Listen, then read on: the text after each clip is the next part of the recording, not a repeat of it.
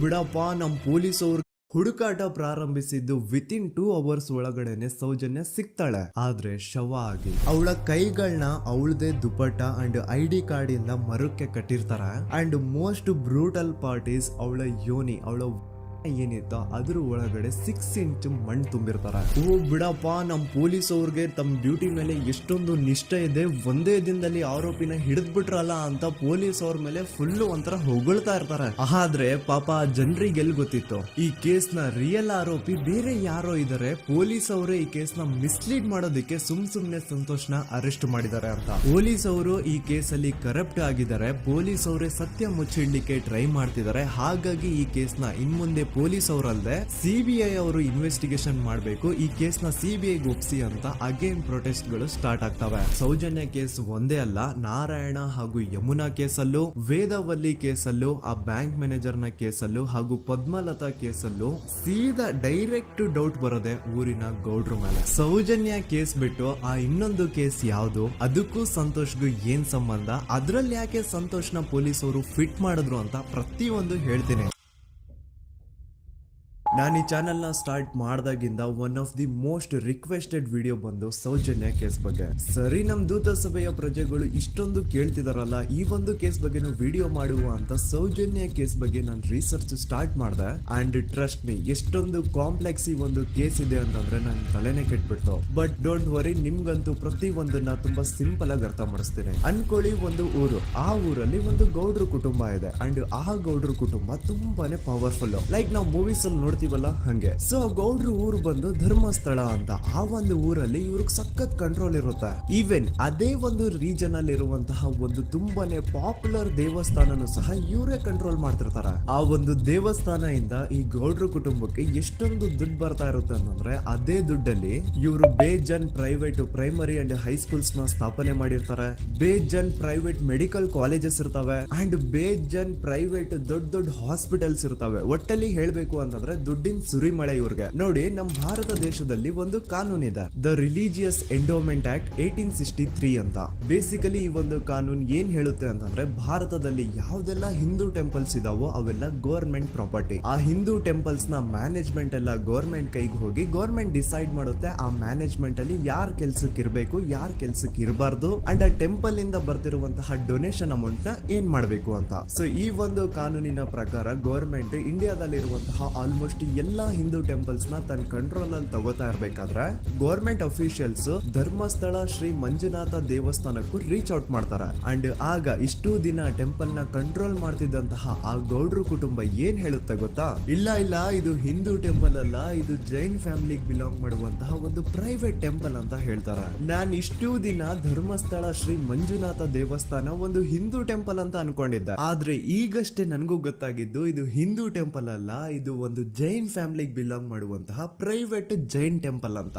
So ಹೀಗಾಗಿ government officials ಏನೂ ಮಾಡಕ್ಕಾಗದೆ ಇವತ್ತಿನವರೆಗೂ ಈ ಒಂದು ಧರ್ಮಸ್ಥಳ ಶ್ರೀ ಮಂಜುನಾಥ ದೇವಸ್ಥಾನನ ಒಂದು ಪ್ರೈವೇಟ್ ಟ್ರಸ್ಟ್ ನಡೆಸ್ಕೊಂಡು ಹೋಗ್ತಿದೆ. ಅಂಡ್ ಆ ಪ್ರೈವೇಟ್ ಟ್ರಸ್ಟ್ ನ ಓನರ್ ಯಾರು, ಅದೇ ಗೌಡ್ರ ಕುಟುಂಬ. ನೋಡಿ, ನಾನು ಈ ವಿಡಿಯೋದಲ್ಲಿ ಯಾರ್ದು ರಿಯಲ್ ನೇಮ್ಸ್ ನ ಬಳಸ್ತಿಲ್ಲ. ಪ್ರೀವಿಯಸ್ಲಿ ಬೇರೆ ಯೂಟ್ಯೂಬರ್ಸ್ ತಮ್ಮ ವಿಡಿಯೋಸ್ ಅಲ್ಲಿ ರಿಯಲ್ ನೇಮ್ಸ್ ನ ಬಳಸಿದ್ದಾರೆ ಅನ್ನೋ ಒಂದೇ ಒಂದು ಕಾರಣಕ್ಕೆ ಅವ್ರ ವಿಡಿಯೋಸ್ ನ ಡಿಲೀಟ್ ಮಾಡಿಸಿದ್ದಾರೆ. ಸೊ ಅವ್ರ ಜೊತೆ ಆಗಿದ್ದು ನನ್ ಜೊತೆ ಆಗೋದ್ ಬೇಡ, ಸತ್ಯ ಮುಚ್ಚ ಹೋಗೋದು ನನ್ಗಿಷ್ಟ ಇಲ್ಲ. ಹಾಗಾಗಿ ನಾನಿಲ್ಲಿ ರಿಯಲ್ ನೇಮ್ಸ್ ನ ಬಳಸ್ತಿಲ್ಲ. ಆದ್ರೆ ನಾನು ಯಾರನ್ನ ಪಾಯಿಂಟ್ ಔಟ್ ಮಾಡಿ ಹೇಳ್ತಿದ್ದೀನಿ ಅನ್ನೋದು ಮಾತ್ರ ನಿಮಗೆ ತುಂಬಾ ಕ್ಲಿಯರ್ಲಿ ಅರ್ಥ ಆಗುತ್ತೆ. Don't worry.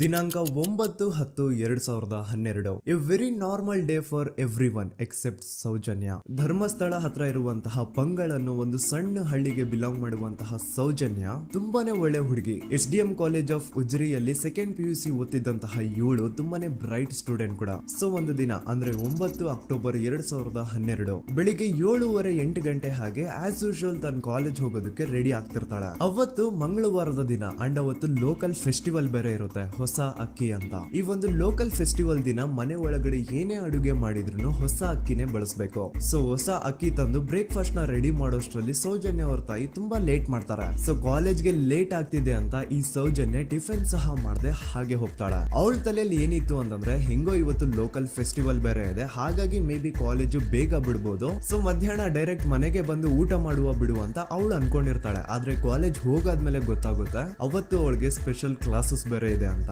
ಸೌಜನ್ಯ ಬ್ರೇಕ್ಫಾಸ್ಟ್ ಕೂಡ ಮಾಡಿರಲ್ಲ ಅಂಡ್ ಲಂಚ್ ಬಾಕ್ಸ್ ಕೂಡ ತಂದಿರಲ್ಲ. ಹಾಗಾಗಿ ಲಂಚ್ ಟೈಮ್ ಅಲ್ಲಿ ಸೌಜನ್ಯನ ಒಬ್ಳು ಫ್ರೆಂಡ್ ಜಾನ್ವಿ ತಾನ್ ತಂದಿರುವಂತಹ ಲಂಚ್ ಬಾಕ್ಸ್ ಅಲ್ಲಿ ಒಂದಿಷ್ಟು ಲಂಚ್ ನ ಆಫರ್ ಮಾಡ್ತಾಳೆ. ಆದ್ರೆ ಸೌಜನ್ಯ ಪರವಾಗಿಲ್ಲ ನೀನ್ ತಿನ್ನು, ನಾನ್ ಮನೆಗೆ ಹೋಗ್ಬಿಟ್ಟು ಊಟ ಮಾಡ್ಕೊಂತೀನಿ ಅಂತ ಹೇಳ್ತಾಳೆ. ಸುಮಾರು ಮಧ್ಯಾಹ್ನದ 3:45ಕ್ಕೆ ಕಾಲೇಜ್ ಬಿಡುತ್ತೆ.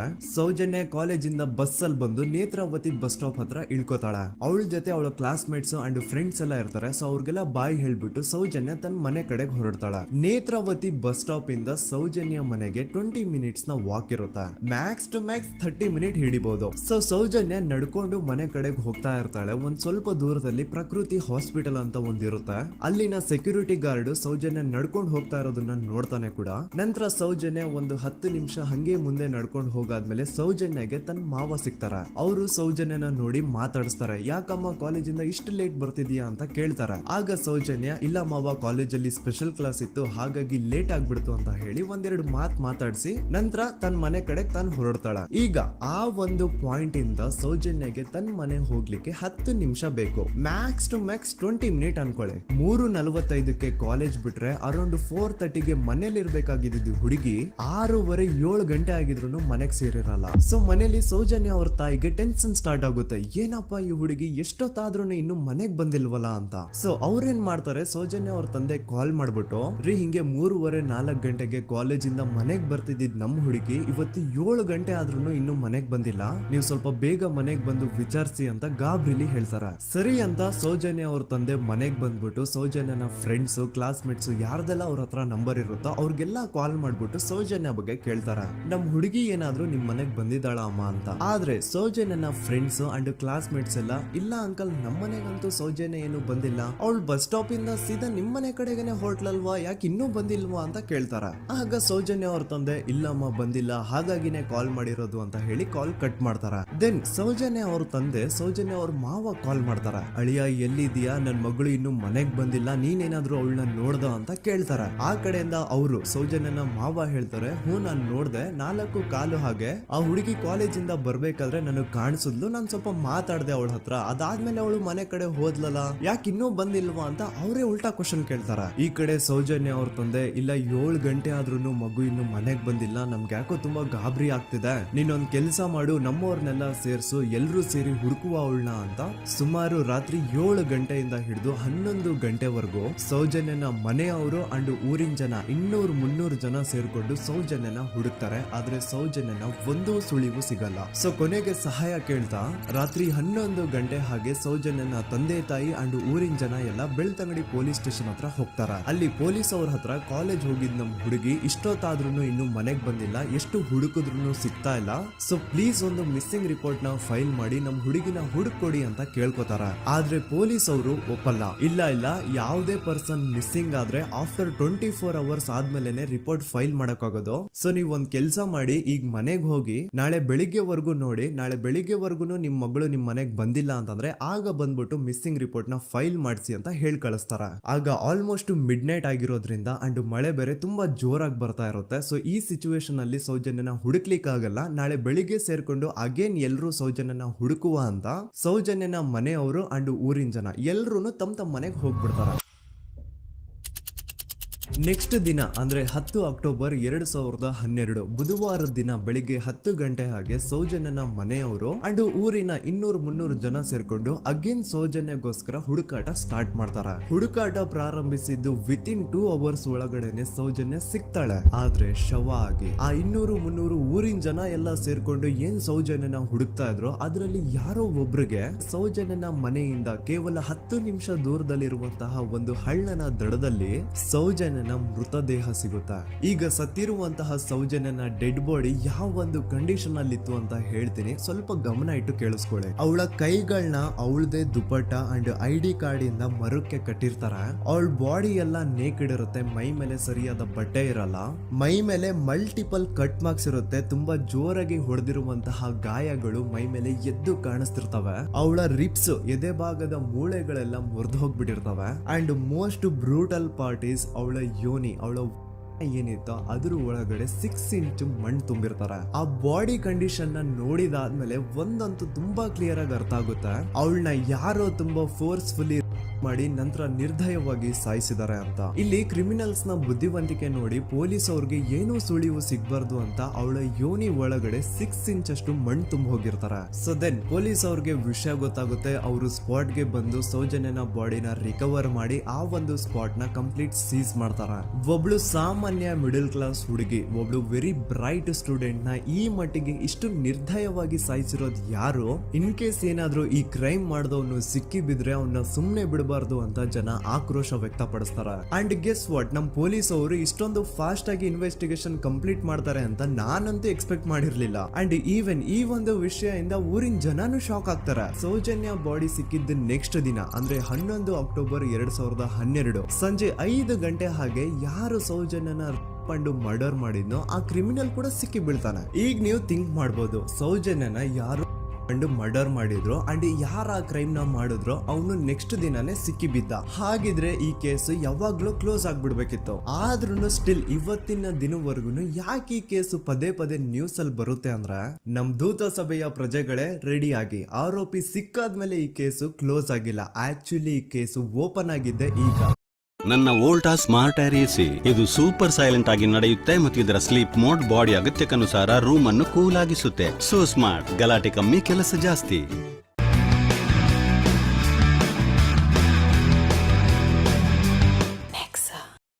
ನೋಡಿ, ಸೌಜನ್ಯನ ಬಾಡಿ ಸಿಕ್ಕಿದ್ದು ನೆಕ್ಸ್ಟ್ ದಿನ ಅಂದ್ರೆ 11 ಅಕ್ಟೋಬರ್ 2012. PSI ಯೋಗೇಶ್ ಅವರು ಯಾರನ್ನ ಈ ಕೇಸಲ್ಲಿ ಅರೆಸ್ಟ್ ಮಾಡಿದ್ರು ಅಂದ್ರೆ ಆತನ ಹೆಸರು ಬಂದು ಸಂತೋಷ್ ರಾವ್. 28-29 ವಯಸ್ಸಿರುವಂತಹ Santosh Rao first of all ಧರ್ಮಸ್ಥಳದವನು ಅಲ್ವೇ ಅಲ್ಲ, ಅವನು ಶೃಂಗೇರಿ ಅವನು. ಸಂತೋಷ್ ರಾವ್ ನ ತಂದೆ ಸ್ಕೂಲ್ ಟೀಚರು ಅಂಡ್ ತಾಯಿ ಹೌಸ್ ವೈಫ್.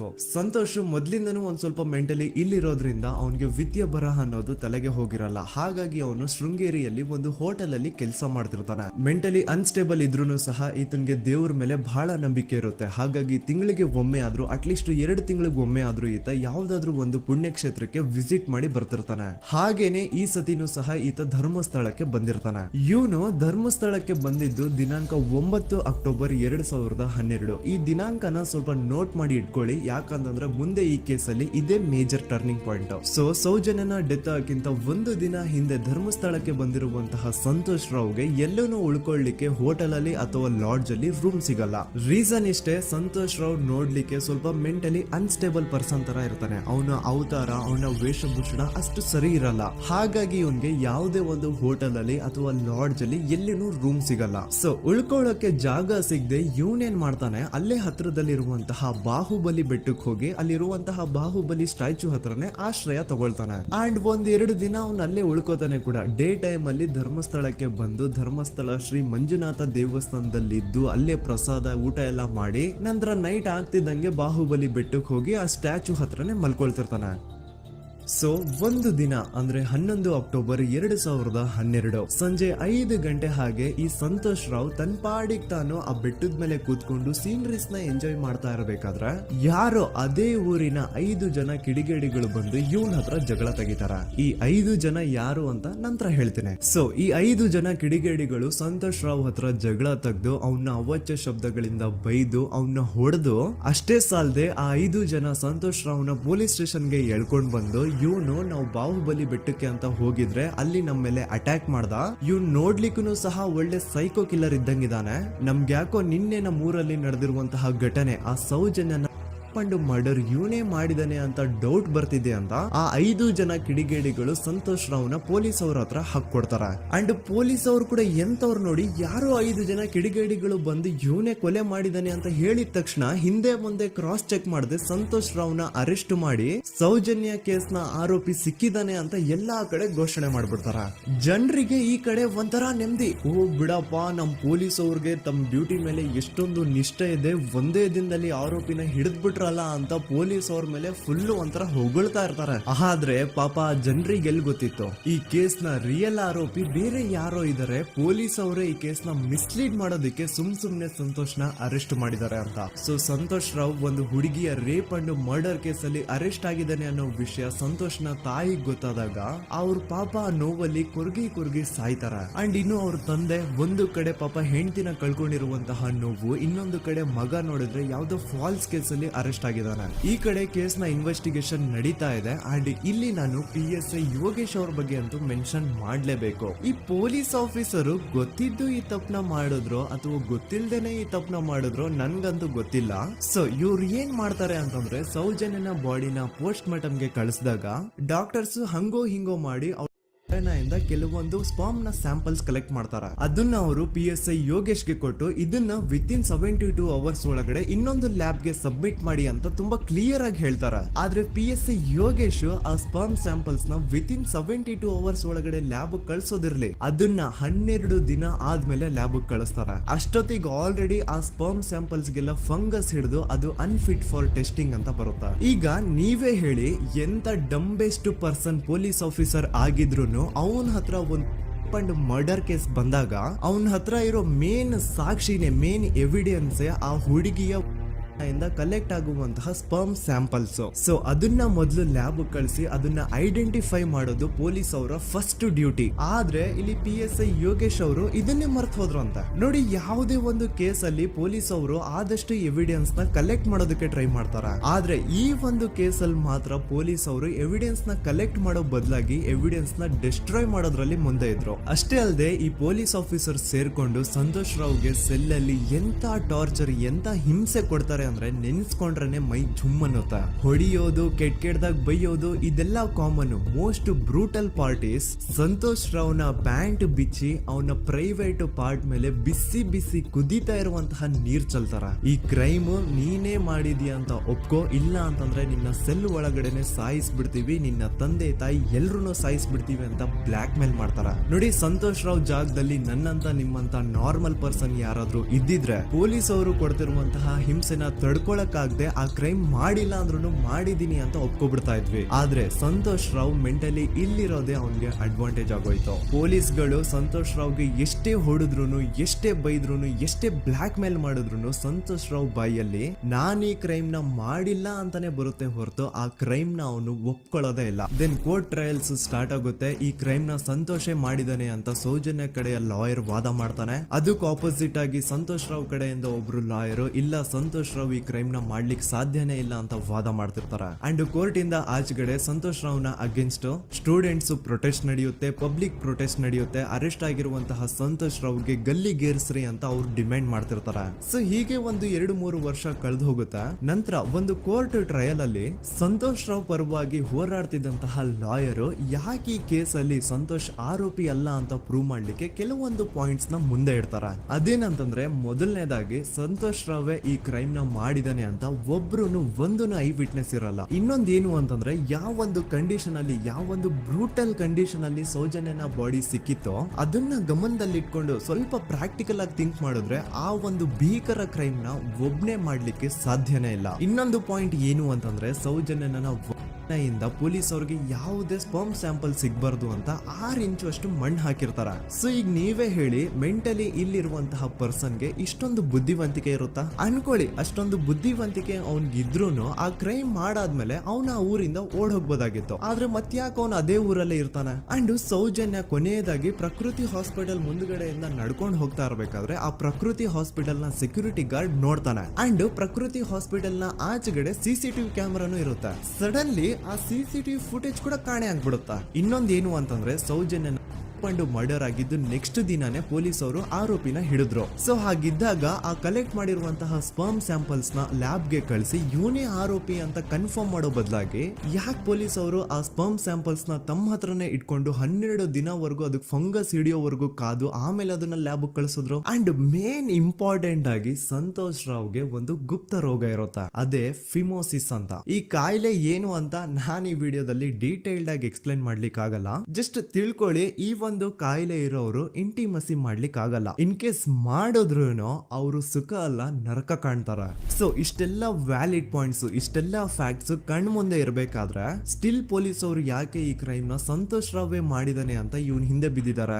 ಯಾಕೆ ಅವರು ಈ ಕ್ರೈಮ್ ಇವನ್ ಬಿಟ್ರೆ ಬೇರೆ ಯಾರಾದ್ರೂ ಮಾಡಿರ್ಬೋದಲ್ಲ ಅಂತ ಆ ಆಂಗಲ್ ಅಲ್ಲಿ ಇನ್ವೆಸ್ಟಿಗೇಷನ್ ಮಾಡ್ತಿಲ್ವಲ್ಲ ಅಂತ ಪೊಲೀಸ್ ಅವರ ಇನ್ವೆಸ್ಟಿಗೇಷನ್ ಮೇಲೆ ಈಗ ಕ್ವಶನ್ ಬರುತ್ತೆ. So after hearing all of this ಎಲ್ಲರಿಗೂ ಈಗ ಪೊಲೀಸ್ ಅವರ ಇನ್ವೆಸ್ಟಿಗೇಷನ್ ಮೇಲೆ ಡೌಟ್ ಬರುತ್ತೆ. ಅಂಡ್ ಈವನ್ ಸೌಜನ್ಯ ಅವ್ರ ಮನೆಯವರು ಕೂಡ ನಿಜವಾದ ಆರೋಪಿ ಸಂತೋಷ್ ಅಲ್ಲ ಅಂತ ತಮ್ಮ ಅಭಿಪ್ರಾಯನ ವ್ಯಕ್ತಪಡಿಸ್ತಾರೆ. ಆಗ ಅಲ್ಲಿವರೆಗೂ ಸಂತೋಷ್ ರಾವ್ನ ಗಲ್ಲಿಗೇರಿಸಿ ಅಂತ ಏನು student protest and public protest ಎಲ್ಲ ನಡೀತಾ ಇತ್ತು, ಈಗ ಅದೆಲ್ಲ ನಿಂತು ಹೋಗಿ ಎಲ್ಲಾ ಹೇಟ್ರೇಡ್ ಪೊಲೀಸ್ ಅವ್ರ ಕಡೆಗೆ ಹೋಗುತ್ತೆ. ಪೊಲೀಸ್ ಅವರು ಈ ಕೇಸಲ್ಲಿ ಕರಪ್ಟ್ ಆಗಿದ್ದಾರೆ, ಪೊಲೀಸ್ ಅವರೇ ಸತ್ಯ ಮುಚ್ಚಿಡ್ಲಿಕ್ಕೆ ಟ್ರೈ ಮಾಡ್ತಿದ್ದಾರೆ. ಹಾಗಾಗಿ ಈ ಕೇಸ್ ನ ಇನ್ ಮುಂದೆ ಪೊಲೀಸ್ ಅವರಲ್ಲದೆ ಸಿಬಿಐ ಅವರು ಇನ್ವೆಸ್ಟಿಗೇಷನ್ ಮಾಡಬೇಕು, ಈ ಕೇಸ್ ನ ಸಿಬಿಐ ಒಪ್ಸಿ ಅಂತ ಅಗೇನ್ ಪ್ರೊಟೆಸ್ಟ್ ಗಳು ಸ್ಟಾರ್ಟ್ ಆಗ್ತವೆ. ಸೊ ಧರ್ಮಸ್ಥಳದಲ್ಲಿ ಇಷ್ಟೊಂದು ಹೋರಾಟಗಳಾಗ್ತಿದಾವೆ, ಒಬ್ಳು ಹುಡುಗಿ ಜೊತೆ ಇಷ್ಟೊಂದು ಅನ್ಯಾಯ ಆಗಿದೆ, ಆದ್ರೂ ಸಹ ಧರ್ಮಾಧಿಕಾರಿ ಏನು ಮಾತೇ ಆಡ್ತಿಲ್ವಲ್ಲ ಈ ಹುಡುಗಿ ಬಗ್ಗೆ ಅಂತ ಜನರು ಪ್ರಶ್ನೆ ಮಾಡಿದಾಗ ಆಗ ಧರ್ಮಾಧಿಕಾರಿನೂ ಜನರು ಮುಂದೆ ಬಂದ್ಬಿಟ್ಟು ಈ ಕೇಸ್ ನ ಸಿಬಿಐ ಒಪ್ಸಿ ಅಂತ ಹೋರಾಟ ಮಾಡ್ತಾರ.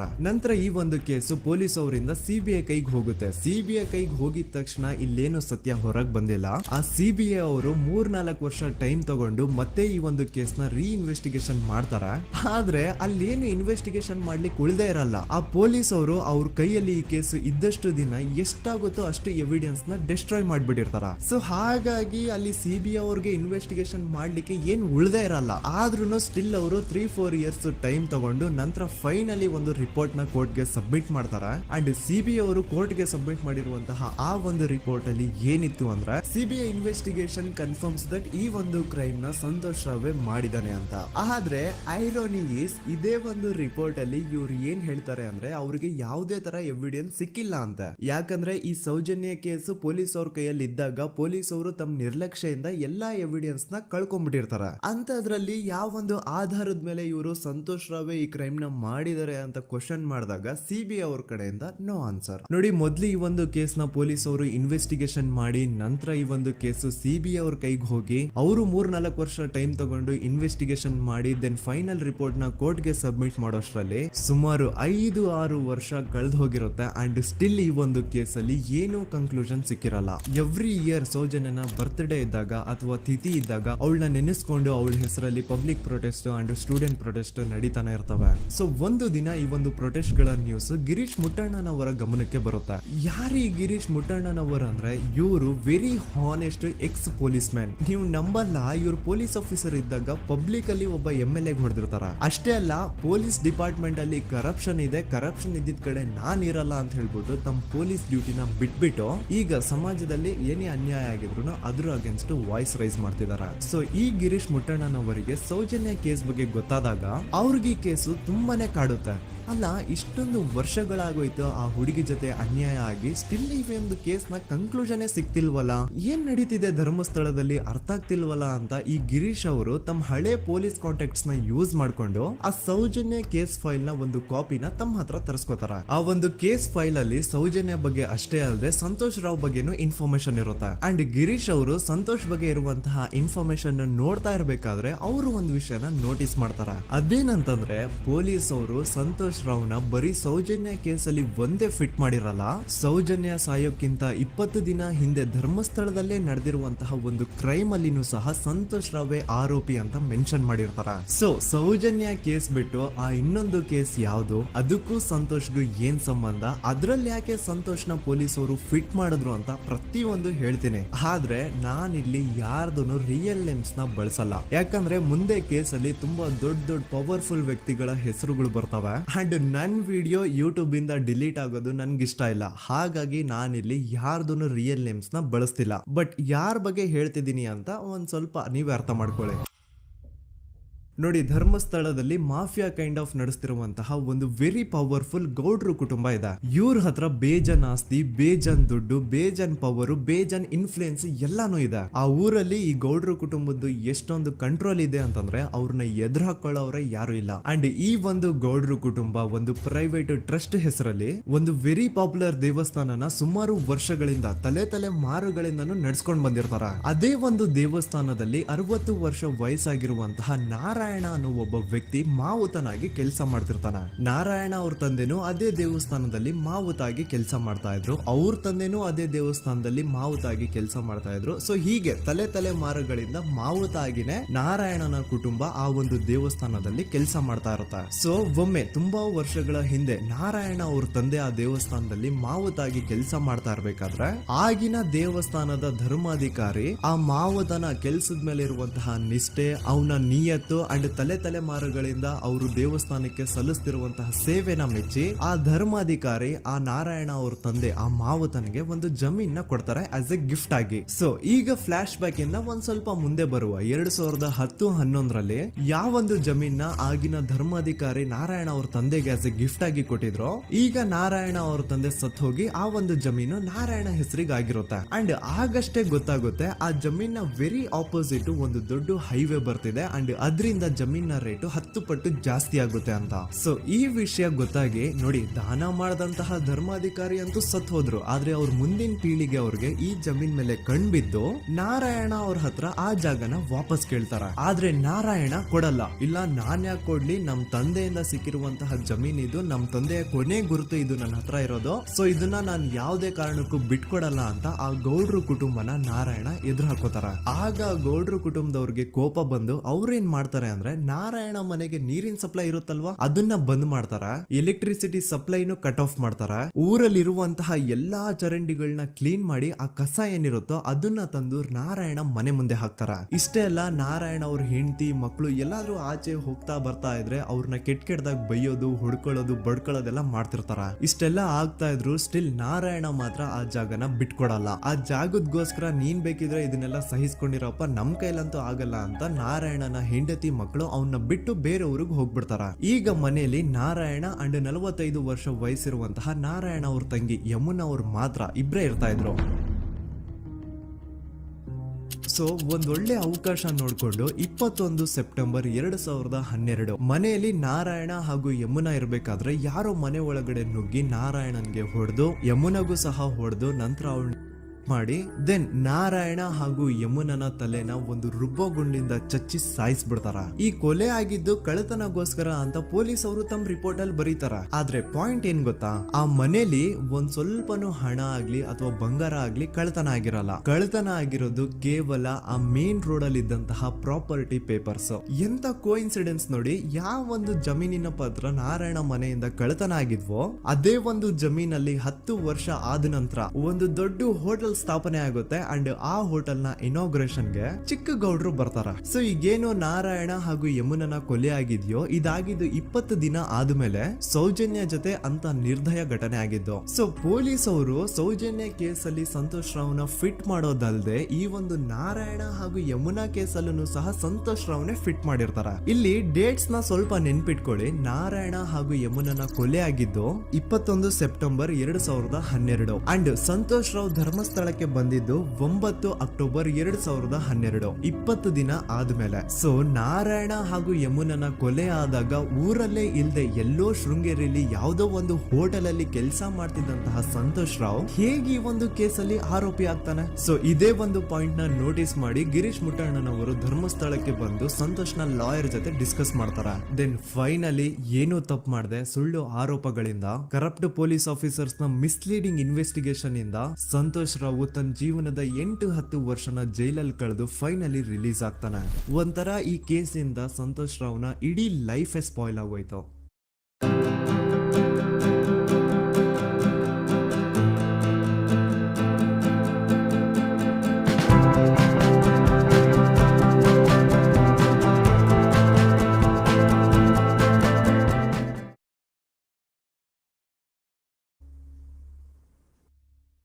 ಈಗ ಸಂತೋಷ್ ರಾವ್ ರಿಯಲ್ ಆರೋಪಿ ಅಲ್ಲ ಅಂತ ಕೋರ್ಟ್ ಅಲ್ಲಿ ಪ್ರೂವ್ ಆಯ್ತು. ಹಾಗಿದ್ರೆ ರಿಯಲ್ ಆರೋಪಿ ಯಾರು? ಪೊಲೀಸ್ ಅವರು ಯಾಕೆ ಈ ಕೇಸಲ್ಲಿ ಇಷ್ಟೊಂದು ಅನ್ಫೇರ್ ಇನ್ವೆಸ್ಟಿಗೇಷನ್ ಮಾಡಿದ್ರು?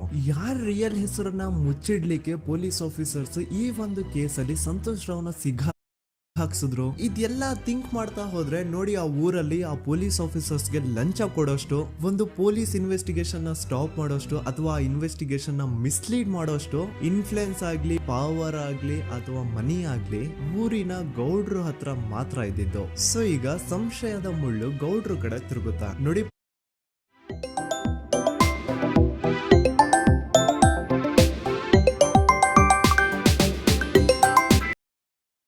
ಪೊಲೀಸ್ ಅವರು ಸುಮ್ನೆ ಸಂತೋಷ್ ರಾವ್ನ ನಾರಾಯಣ ಹಾಗೂ ಯಮುನಾ ಕೇಸಲ್ಲಿ ಫಿಟ್ ಮಾಡಿದ್ರು. ಈಗ ಆ ಒಂದು ಕೊಲೆ ಪ್ರಕರಣಕ್ಕೂ ಸಂತೋಷ್ ರಾವ್ಗೂ ಏನು ಸಂಬಂಧನ ಇರಲಿಲ್ಲ. ಹಾಗೆ ಥಿಂಕ್ ಮಾಡಿ, ನಾರಾಯಣ ಸತ್ರೆ ಅಥವಾ ಅವನ ತಂಗಿ ಯಮುನಾ ಸತ್ರೆ ಯಾರಿಗ ಅಡ್ವಾಂಟೇಜ್ ಆಗುತ್ತೆ? ಊರಿನ ಗೌಡ್ರಿಗೆ, ಯಾಕಂದ್ರೆ ಅವ್ರಿಗೆ ಜಮೀನ್ ಸಿಗುತ್ತಾ. ಸೊ ಈಗ ನಾರಾಯಣ ಹಾಗೂ ಯಮುನಾ ಕೇಸಲ್ಲಿ ಸಂತೋಷ್ ರಾವ್ ಆರೋಪಿ ಅಲ್ಲ ಅಂತ ಪ್ರೂವ್ ಆದ್ಮೇಲೆ, ಹಾಗಿದ್ರೆ ಆ ಕೊಲೆ ಮಾಡಿದವ್ರು ಯಾರು ಅಂತ ಹಾಗೆ ಥಿಂಕ್ ಮಾಡಿದ್ರೆ ಗಿರೀಶ್ ಮುಟ್ಟಣ್ಣನವರಿಗೆ ಆ ಊರಿನ ಗೌಡ್ರ ಮೇಲೆ ಡೌಟ್ ಬರುತ್ತಾ. ಅದೇ ಒಂದು ಡೌಟ್ ಅಲ್ಲಿ ಗಿರೀಶ್ ಮುಟ್ಟಣ್ಣನವರು ಮಹೇಶ್ ತಿಮ್ರೊಡ್ಡಿ ಅಂತ ಇನ್ನೊಬ್ರ ಜೊತೆ ಸೇರ್ಕೊಂಡು ಈ ಹಿಂದೆ ಆ ಒಂದು ಊರಲ್ಲಿ, ಆ ಧರ್ಮಸ್ಥಳದಲ್ಲಿ ಈ ಊರಿನ ಗೌಡ್ರು ಯಾವ್ದಾವ್ದೆಲ್ಲ ಕ್ರೈಮ್ಗಳು ಮಾಡಿದಾರೆ ಅಂತ ಊರಿನ ಜನರಿಂದ ತಿಳ್ಕೊತಾರ. ನಂತರ ಆ ಊರಿನ ಜನ ಯಾವ್ದಾವ್ದೆಲ್ಲ ಮ್ಯಾಟರ್ಸ್ ಹೇಳಿದ್ರು ಆ ಕೇಸ್ ಫೈಲ್ಸ್ ನೆಲ್ಲ ತಿರುಗಿಸಿ ಮುರುಗಿಸಿ ನೋಡಿದಾಗ ನೀವು ನಂಬಲ್ಲ, ಸೌಜನ್ಯ ಕೇಸ್ ಏನೇನು ಅಲ್ಲ, ಅದಕ್ಕಿಂತ ಭೀಕರ ಕೊಲೆಗಳು ಧರ್ಮಸ್ಥಳದಲ್ಲಿ ಆಗಿವೆ. ಅಂಡ್ ಎಲ್ಲಾ ಕೊಲೆಗಳ ಹಿಂದೆ ಗೌಡ್ರು ಕುಟುಂಬದ್ದೇ ಕೈ ಇದೆ ಅಂತ ಎದ್ದು ಕಾಣಿಸುತ್ತೆ.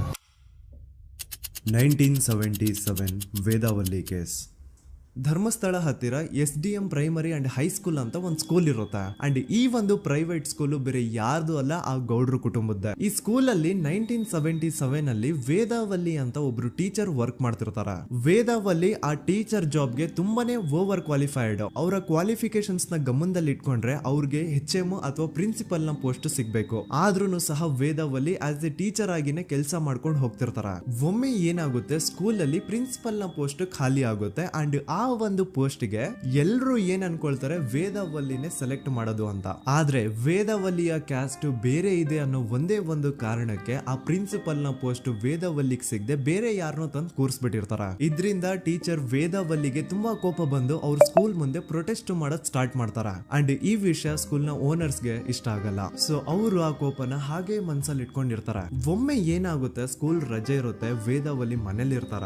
ಅಂಡ್ ಅವ್ರ ಹಸ್ಬೆಂಡ್ ಡಾಕ್ಟರ್ ಅರಳೆ ಅವ್ರಿಗೆ ಯಾವ್ದೋ ಬೇರೆ ಊರಲ್ಲಿ ಒಂದು ಕಾಲೇಜ್ ಅಲ್ಲಿ ಸೆಮಿನಾರ್ ಏನೋ ಇರುತ್ತೆ. ಸೊ ಅವರು ಅಲ್ಲಿಗೆ ಹೋಗಿರ್ತಾರೆ. ಈಗ ಮನೇಲಿ ಇರೋದು ವೇದಾವಲ್ಲಿ ಒಂದೇ. ಇದೇ ಒಂದು ಅವಕಾಶನ ನೋಡ್ಕೊಂಡು ಯಾರೋ ವೇದಾವಲ್ಲಿ ಅವ್ರ ಮನೆಗೆ ನುಗ್ಗಿ ವೇದಾವಲ್ಲಿಗೆ ಹೊಡೆದು ನಂತರ ಅವ್ರನ್ನ ಜೀವಂತವಾಗಿ ಸುಟ್ಬಿಡ್ತಾರ. ಸ್ವಲ್ಪ ಹೊತ್ತು ನಂತರ ರಾತ್ರಿ ಆಗ್ತಿದ್ದಂಗೆ ಡಾಕ್ಟರ್ ಅರಳೆ ಅವರು ಮನೆಗೆ ವಾಪಸ್ ಬರ್ತಾರೆ. ಅಂಡ್ ಮನೆ ಒಳಗಡೆ ಬಂದ್ ನೋಡಿದ್ರೆ ವೇದಾವಲ್ಲಿ ಅವರು ಸತ್ ಹೋಗಿ ಅವರ ಬಾಡಿ ಸುಟ್ ಹೋಗಿ ನೆಲದ ಮೇಲೆ ಬಿದ್ದಿದೆ. ಹೆಂಡತಿನ ಕಳ್ಕೊಂಡಿರುವಂತಹ ದುಃಖನ ಸೈಡ್ಗೆ ಇಟ್ಟು ಡಾಕ್ಟರ್ ಅರಳೆ ಅವರು ಮೊದ್ಲು ಪೊಲೀಸ್ ಸ್ಟೇಷನ್ ಹೋಗ್ಬಿಟ್ಟು, ನಮ್ ಮನೆಗೆ ನಾನು ಇಲ್ದೇ ಇರುವಂತಹ ಸಮಯನ ನೋಡ್ಕೊಂಡು ಯಾರೋ ಮನೆ ಒಳಗಡೆ ನುಗ್ಗಿ ನನ್ನ ಹೆಂಡತಿನ ಹೊಡೆದು ನಂತರ ಅವಳನ್ನ ತುಂಬಾ ಭೀಕರವಾಗಿ ಸಾಯಿಸಿದ್ದಾರೆ ಅಂತ ಪೊಲೀಸ್ ಅವ್ರಿಗೆ ರಿಪೋರ್ಟ್ ಕೊಡಕ್ ಹೋದ್ರೆ, ಅಲ್ಲಿ ಪೊಲೀಸ್ ಅವರು ಉಲ್ಟಾ ಡಾಕ್ಟರ್ ಅರಳೆ ಮೇಲೆನೆ FIR ಬರ್ದು ನೀನೇ ನಿನ್ ಹೆಂಡತಿನ ಸಾಯಿಸಿದ್ಯಾ, ನಾಟಕ ಮಾಡಬೇಡ ಅಂತ ಅವ್ರನ್ನೇ ಅರೆಸ್ಟ್ ಮಾಡ್ಬಿಡ್ತಾರ. ನಂತರ 2-3 ವರ್ಷ ಜೈಲಲ್ಲೇ ಇದ್ದು ಡಾಕ್ಟರ್ ಅರಳೆ ಅವರು ತಮ್ಮ ಫ್ರೆಂಡ್ಸ್ ಅಂಡ್ ಫ್ಯಾಮಿಲಿ ಮೂಲಕ ಎವಿಡೆನ್ಸ್ ನೆಲ್ಲ ಕಲೆಕ್ಟ್ ಮಾಡಿಸಿ ತಾನ ಕೊಲೆನ ಮಾಡಿಲ್ಲ,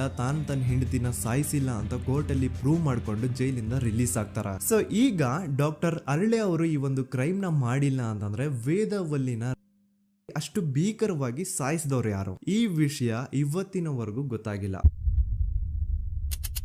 1986 ಅಲ್ಲಿ ನಡೆದಂತಹ ಪದ್ಮಲತಾ ಕೇಸ್. ಪದ್ಮಲತಾ ಅವ್ರ ತಂದೆ ಕಮ್ಯುನಿಸ್ಟ್ ಪಾರ್ಟಿನ ಲೀಡರ್ ಇರ್ತಾರೆ. ಅವ್ರ ರಿಯಲ್ ನೇಮ್ ಏನು ಅಂತ ನಮಗ್ ಗೊತ್ತಾಗಿಲ್ಲ, ಬಟ್ ಈ ವಿಡಿಯೋದಲ್ಲಿ ಅವ್ರ ಹೆಸರು ಲಕ್ಷ್ಮಣ್ ಅಂತ ಅನ್ಕೊಳ್ಳಿ. ಸೊ ಕಮ್ಯುನಿಸ್ಟ್ ಪಾರ್ಟಿನ ಲೀಡರ್ ಇರುವಂತಹ ಲಕ್ಷ್ಮಣ್ ಅವ್ರಿಗೆ ಊರಲ್ಲಿ ತುಂಬಾನೇ ಸಪೋರ್ಟ್ ಇರುತ್ತೆ. ಊರಿನ ಜನರ ಫೇವ್ರೇಟ್ ಇರ್ತಾರೆ ಇವರು. ಅಂಡ್ ಅದೇ ವರ್ಷ ಅಂದ್ರೆ 1986 ಅಲ್ಲಿ ಪಂಚಾಯತ್ ಎಲೆಕ್ಷನ್ ಬೇರೆ ಇರುತ್ತೆ. ಅಂಡ್ ಎಲ್ರಿಗೂ ಗೊತ್ತಿತ್ತು ಲಕ್ಷ್ಮಣೆ ಗೆಲ್ಲೋದು ಅಂತ. ಆ ಪಂಚಾಯತ್ ಎಲೆಕ್ಷನ್ ಅಲ್ಲಿ ಲಕ್ಷ್ಮಣ್ನ ಆಪೋಸಿಟ್ ಗೌಡ್ರಿಗೆ ತುಂಬಾ ಬೇಕಾಗಿರೋರು ಒಬ್ರು ನಿಂತಿರ್ತಾರ ಅಂಡ್ ಅವ್ರಿಗೂ ಗೊತ್ತಿತ್ತು ಎಲೆಕ್ಷನ್ ಏನಾದ್ರು ಆದ್ರೆ ಲಕ್ಷ್ಮಣ ಎಲೆಕ್ಷನ್ ಅಲ್ಲಿ ಗೆಲ್ಲೋದು ಅಂತ. ಸೊ ಎಲ್ಲಿ ಸೋತೋಗ್ಬಿಡ್ತೀವೋ ಅನ್ನೋ ಭಯಕ್ಕೆ ಆ ಗೌಡ್ರು ಕಡೆಯವ್ರು ಏನ್ ಮಾಡ್ತಾರೆ, ಲಕ್ಷ್ಮಣ್ನ ಅಪ್ರೋಚ್ ಮಾಡಿ ಮುಚ್ಕೊಂಡು ಈ ಪಂಚಾಯತ್ ಎಲೆಕ್ಷನ್ ಅಲ್ಲಿ ನಿನ್ ನಾಮಿನೇಷನ್ ನ ಕ್ಯಾನ್ಸಲ್ ಮಾಡು ಅಂತ ವಾರ್ನಿಂಗ್ ಕೊಡ್ತಾರ. ಆದ್ರೆ ಲಕ್ಷ್ಮಣ್ ಅವರು ಅಂಜದೆ ನೀವ್ ಏನ್ ಮಾಡ್ತಿರೋ ಮಾಡ್ಕೊಳ್ರಿ, ಆದ್ರೆ ನಾನ್ ಮಾತ್ರ ನಾಮಿನೇಷನ್ ನ ಕ್ಯಾನ್ಸಲ್ ಮಾಡಲ್ಲ ಅಂತ ಆ ಗೌಡ್ರು ಕುಟುಂಬನ ಎದುರು ಹಾಕೋತಾರ. ದೆನ್ ಎಂತ ಕೋಇನ್ಸಿಡೆನ್ಸ್ ನೋಡಿ, ನೆಕ್ಸ್ಟ್ ಡೇನೆ ಲಕ್ಷ್ಮಣ್ ಅವ್ರ ಮಗಳು ಪದ್ಮಲತಾ ಕಿಡ್ನಾಪ್ ಆಗ್ತಾಳ. ಸುಮಾರು 56 ದಿನ ಅವಳನ್ನ ಯಾರೋ ಕಿಡ್ನಾಪ್ ಮಾಡ್ತಾರೆ ಅಂಡ್ ಆ 56 ದಿನ ಡೈಲಿ ಅವಳನ್ನ ಶೋಷಣೆ ಕೂಡ ಮಾಡ್ತಾರ. ನಂತರ 56 ದಿನ ಆದ್ಮೇಲೆ ಪದ್ಮಲತನ ಬಾಡಿ ನೇತ್ರಾವತಿ ನದಿಲಿ ತೇಲ್ತಾ ಸಿಗುತ್ತಾ. ಆಸ್ ಎಕ್ಸ್ಪೆಕ್ಟೆಡ್ ಈ ಕೇಸಲ್ಲೂ ಪೊಲೀಸ್ ಅವ್ರ ಕಡೆಯಿಂದ ಪ್ರಾಪರ್ ಇನ್ವೆಸ್ಟಿಗೇಷನ್ ಆಗಲ್ಲ ಅಂಡ್ ಯಾರ್ ಪದ್ಮಲತನ ಕಿಡ್ನಾಪ್ ಮಾಡಿದ್ರು, ಯಾರು ಅವಳನ್ನ 15 ದಿನವರೆಗೂ ಶೋಷಣೆ ಮಾಡಿ ನಂತರ ಅವಳನ್ನ ಅಷ್ಟು ಭೀಕರವಾಗಿ ಸಾಯಿಸಿದ್ರು ಅಂತ ಇವತ್ತಿನ ದಿನದವರೆಗೂ ಗೊತ್ತಾಗಿಲ್ಲ. ಮತ್ತೆ ನಮಗೆ ಗೊತ್ತಾದದು 22ಕ್ಕೆ ಸ್ಕೂಲ್ ಡೇ, 56 ದಿನ ಕಳೆದು ಹೊಳೆಯಲ್ಲಿ ಹೆಣ ಉಂಡು ಅಂತ ಕೇಳಿ ಪೊಲೀಸಿನವರು ಬರುವಾಗ ಬಂದು ಹೇಳುವಾಗ ನಮಗೆ ಗೊತ್ತಾದ. ಅವರು ನನ್ನನ್ನು ಕರ್ಕೊಂಡೋಗಿ ಅಲ್ಲಿ ಹೋಗಿವೆ.